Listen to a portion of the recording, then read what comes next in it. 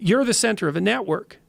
And you know way more people than this, but let's say typically, you're going to know 1,000 people in your life, well enough to have an impact on them. Okay. And each of those 1,000 people is going to know 1,000 people. So you're one step from 1,000,000 and 2 steps from 1,000,000,000. And we are networked, technically. That's how human interactions work. And so when you do something that you shouldn't do, it's worse than you think. And when you do something that you should do, it's better than you think. And so you think, well, this is why I've been telling people, well, clean up your room. It's like, well, your room is actually networked too. It's not that easy to clean up your room, to set it.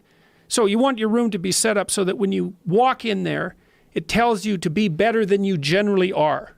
It's organized. It's got direction. Everything's in its place.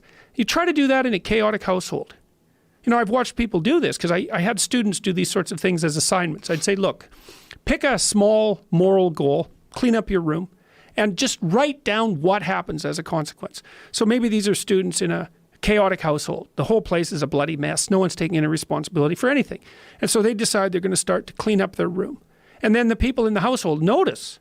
Well, the first thing they do is get pissed off. It's like, who do you think you are? Like, you think you're better than us? Like, why do you think this is worthwhile?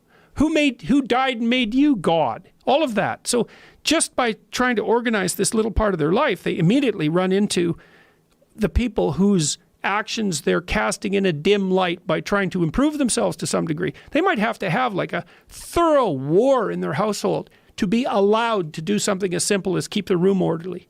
They'll find out very rapidly that A, that's way more difficult than it sounds, and B, that the consequences of it are far more far-reaching than people think. So that's quite fun.